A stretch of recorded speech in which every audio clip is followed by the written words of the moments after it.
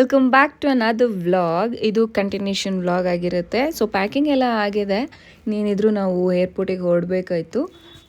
And ನಮ್ಮ ಫಿಶ್ಗಳು 4 days ನಾವು ಇರೋದಕ್ಕಾಗಲ್ಲ. So ಅದಕ್ಕೆ ಕಿಟಕಿ ಹತ್ರ ಇಟ್ಬಿಟ್ಟು ಓನರ್ಗೆ ಹೇಳ್ಬಿಟ್ಟು ಹೋಗೋಣ ಅಂತ ಅಂದ್ಕೊಂಡಿದ್ದೀವಿ.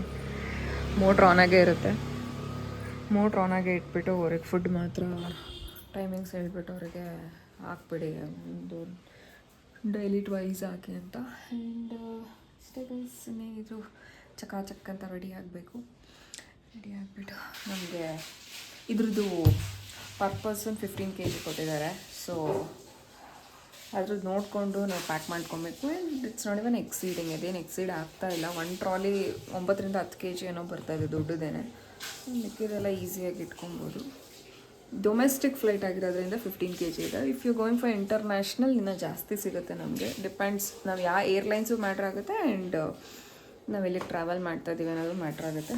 ನಮಗೆ 15 kg ಸಿಕ್ಕಿದೆ, ನಮಗೆ ಜಾಸ್ತಿನೇ ಆಯಿತು. ಬರೀ ನಮಗೆ ಸೆಕ್ಯೂರಿಟಿ ಚೆಕ್-ಇನ್ ಆದಮೇಲೆ ಕ್ಯಾರಿ ಆನ್ ಏನು ಕೊಡ್ತಾರೆ, ಕ್ಯಾರಿ ಆನ್ದಲ್ಲೂ ನಮಗೆ 5 kg ಇದೆ, ಮತ್ತು ಈ ಟ್ರಾಲಿ ಬ್ಯಾಗ್ಸಲ್ಲೂ ಅಷ್ಟೇ 15 kg ಇದೆ. So it's more than enough for 3 days trip.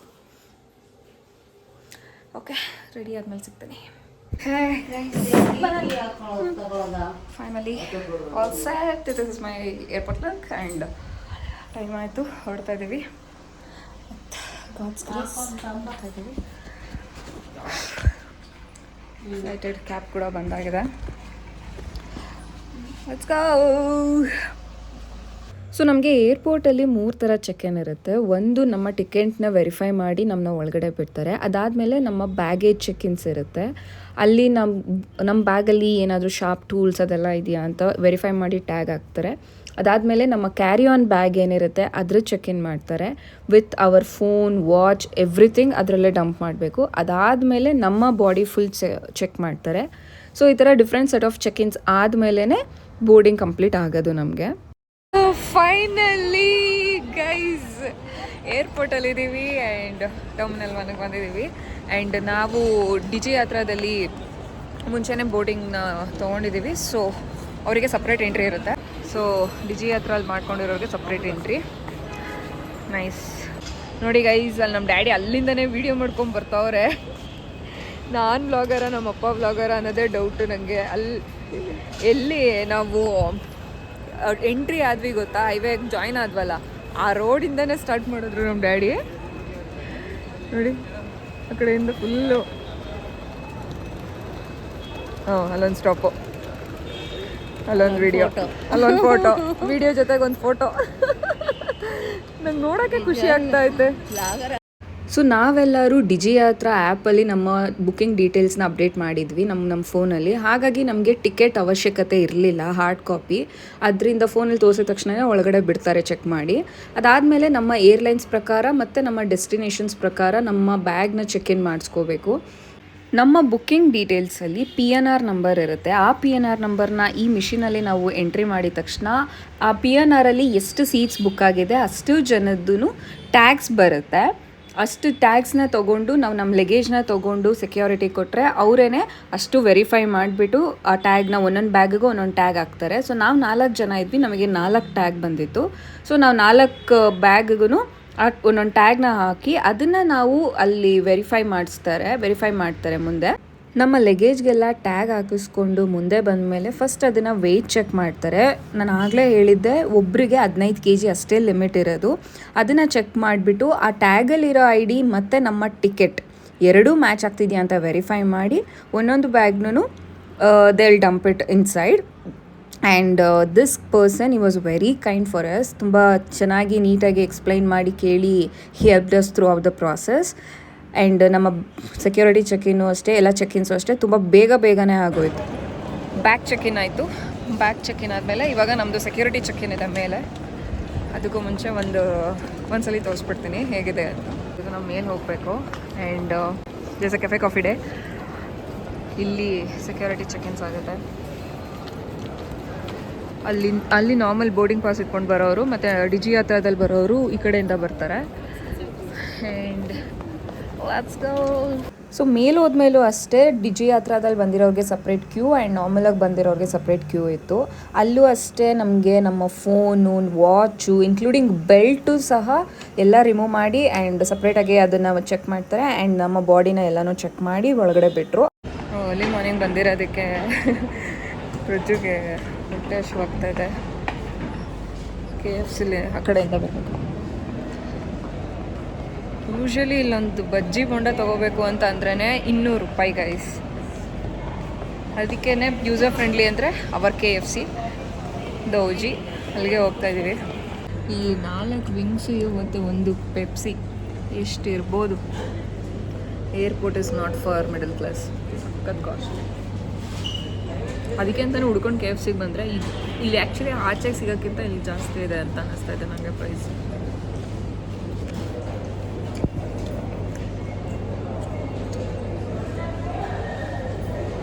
ಇವಾಗ ಆಲ್ರೆಡಿ ಬೋರ್ಡಿಂಗ್ ಆಗಿದೆ. ಏನಿದ್ರು ಫ್ಲೈಟ್ ಹತ್ಬೇಕಷ್ಟೆ. ಹೇಗೆ ಅನ್ನಿಸ್ತಾ ಇದೆ ಫೀಲಿಂಗ್?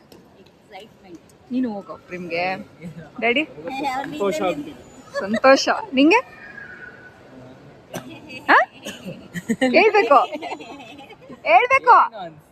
ಏನು ಅನ್ಸ್ತಾ ಇಲ್ವಾ? ಇಲ್ಲೇ ಬಿಟ್ಟೋಗೋಣ ಕಣಮನ್ನ. ಏನಾರು ಅನ್ಸ್ಬೇಕು ತಾನೆ. ನಮ್ಗೇನೋ ಎಕ್ಸೈಟ್ಮೆಂಟ್ ಫಸ್ಟ್ ಟೈಮ್. ಆಮೇಲೆ ಏನೋ ಅನ್ಸಲ್ಲ.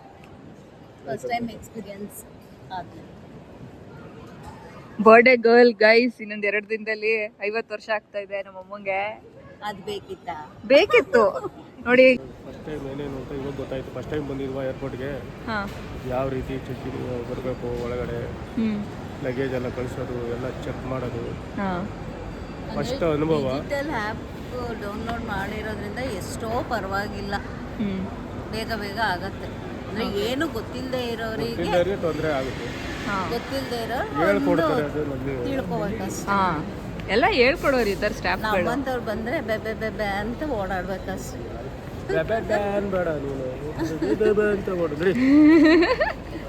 ಓಕೆ, ಇಬ್ರಲ್ಲಿ ವಿಂಡೋ ಸೀಟ್ ಯಾರು ಕುತ್ಕೋತೀರಾ? ಓಕೆ, ಸೊ ನಮ್ಮದು ಚೆಕ್ಕಿನ್ ಎಲ್ಲ ಅಷ್ಟೇ ತುಂಬ ಬೇಗನೆ ಆಯಿತು. ಆಲ್ಮೋಸ್ಟ್ ಹಾಫ್ ಆನ್ ಅವರಲ್ಲಿ ಎಲ್ಲ ಮುಗ್ದೇ ಹೋಯಿತು. ತುಂಬ ಟೈಮ್ ಇದೆ ನಮಗೆ ಇವಾಗ, ಅದಕ್ಕೆ ಎಕ್ಸ್ಪ್ಲೋರ್ ಮಾಡೋಣ ಪ್ಲೇಸ್ನ. ನನಗೆ ಲಾಂಜಿಗೆ ಕರ್ಕೊಂಡು ಹೋಗ್ಬೇಕು ಅಂತ ತುಂಬ ಆಸೆ ಇತ್ತು.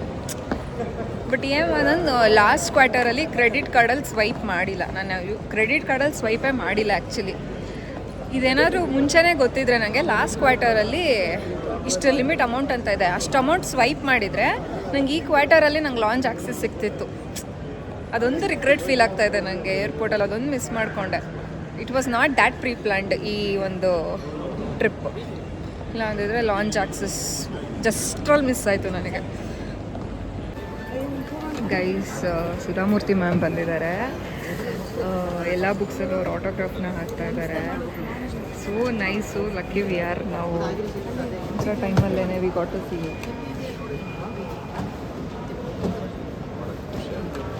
ನೋಡಿದ್ದ ಯಾವತ್ತಾದರೂ ಲೈವಾಗೆ?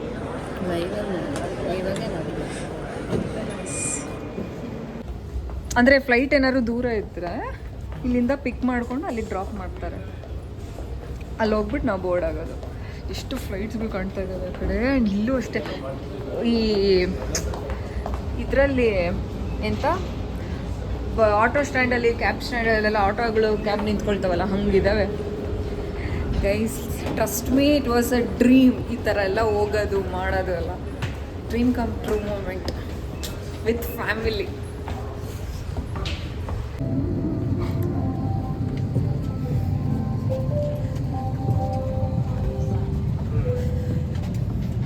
ಸೊ ನಾವು ಫ್ಲೈಟ್ ಹತ್ತೋ ಜಾಗದಿಂದ ಅದು ಟೇಕ್ ಆಫ್ ಆಗೋ ಪ್ಲೇಸಿಗೆ ಹೋಗೋದಕ್ಕೆ ತುಂಬ ದೂರ ಇದೆ. ಆಲ್ಮೋಸ್ಟ್ ಅದಕ್ಕೆ 10 to 15 ಮಿನಿಟ್ಸ್ ಏನೋ ಆಯಿತು ನಮಗೆ ಅಲ್ಲಿಗೆ ರೀಚ್ ಆಗೋದಕ್ಕೆ. ಅಷ್ಟು ದೊಡ್ಡದಾಗಿದೆ airport. And this is the washroom in the plane. ಇಷ್ಟು ಪುಟ್ಟದಾಗಿದೆ, ಒಬ್ಬರು ನಿಂತ್ಕೊಳ್ಳೋ ಅಷ್ಟೇ ಜಾಗ ಇರೋದು. ಅಲ್ಲೇ ವಾಶ್ ಬೇಸಿನೂ ಇದೆ. ಆ್ಯಂಡ್ ಗೈಸ್, ಇವಾಗ ಫ್ಲೈಟ್ ಟೇಕ್ ಆಫ್ ಆಯಿತು. ಆ ಮೂಮೆಂಟ್ ಇತ್ತಲ್ಲ, ಓ ಮೈ ಗಾಡ್, ಹೆಂಗಿತ್ತು ಗೊತ್ತಾ? ವಂಡರ್ಲಾದಲ್ಲಿ ಆದರೂ ಗೇಮ್ ಆಡ್ಬೇಕಾದ್ರೆ ಫೀಲ್ ಆಗುತ್ತಲ್ಲ, ಆ ಥರ ಅನ್ನಿಸ್ತು. ಚೆನ್ನಾಗಿತ್ತು ಅದೊಂದು ಟೇಕ್ ಆಫ್ ಆಗೋ ಒಂದು ಮೂಮೆಂಟ್.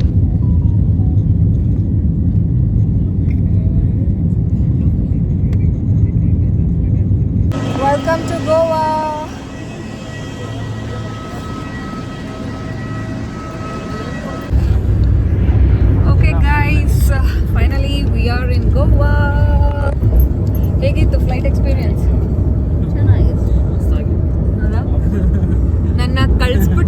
ವಿಂಡೋ ಸೀಟಲ್ಲಿ ಕೂತಿದ್ದೀನಿ ಅಂದ್ಬಿಟ್ಟು ಹೋಗಿ ಎದ್ದೋಗಿ ನೀನು ಮುಂದಕ್ಕೆ ಹೋಗು ಅಂತ ಇಲ್ಲ ಬರೀ ನಾನು ಮಮ್ಮಿ ಪಕ್ಕ ಹೋಗ್ತೀನಿ ಅಂತ ಹೋಗಿದ್ದವ್ರೆ ಅವರೇ ಲ್ಯಾಂಡ್ ಆಗಬೇಕಾದ್ರೆ ಮತ್ತೆ ಟೇಕ್ ಆಫ್ ಆಗಬೇಕಾದ್ರೆ ಸ್ವಲ್ಪ ನನಗೆ ಹೋಗ್ಬೇಕಾದ್ರೆ ಮಸ್ತಾಗಿ ಟೇಕ್ ಆಫ್ ಆದಾಗ ಏನಷ್ಟು ಟೇಕ್ ಆಫ್ ಆಗೋದಕ್ಕೆ ಎಷ್ಟು ಕಾಯ್ತಾ ಇದ್ವು ನಾವಿಬ್ರು ನಾನು ಪ್ರಜ್ಜು ಇವಾಗಾಯ್ತು ಅಂದ್ಕೊಂಡು ಬಟ್ ಟೇಕ್ ಆಫ್ ಆಗಿದಾಗ ಏನೋ ಅಷ್ಟು ಫೀಲ್ ಆಗಲಿಲ್ಲ ಬಟ್ ಲ್ಯಾಂಡ್ ಆಗಬೇಕಾದ್ರೆ ಒಂದು ಸ್ವಲ್ಪ ಆ ವೈಬ್ರೇಷನ್ಸ್ಗೆ ಲೈಕ್ ಯು ವಿಲ್ ನೋ ಗೊತ್ತಾಗುತ್ತೆ ಬಂದ್ಬಿಡ್ದಪ್ಪ. ಅದೇ ಇಯರ್ ನನಗೂ ಬ್ಲಾಕ್ ಆಯಿತು ನನಗೂ ಇಯರ್ ಬ್ಲಾಕ್ ಆಯಿತು ಆ್ಯಂಡ್ ನಮ್ಮ ಡ್ಯಾಡಿ ಅಂತೂ ಫುಲ್ ಕಿವಿನೇ ಮುಚ್ಕೊಂಡ್ಬಿಟ್ಟಿದ್ರು. ಸೊ ಇದಾಗಿತ್ತು ನಮ್ಮ ಫಸ್ಟ್ ಫ್ಲೈಟ್ ವ್ಲಾಗ್. ವಿಡಿಯೋ ಇಷ್ಟ ಆಗಿದ್ರೆ ಲೈಕ್ ಮಾಡಿ ಮತ್ತೆ ಸಿಗ್ತೀನಿ ಇನ್ನೊಂದು ಹೊಸ ವಿಡಿಯೋದಲ್ಲಿ. Until then keep watching Curie vlogs in Kannada. Bye.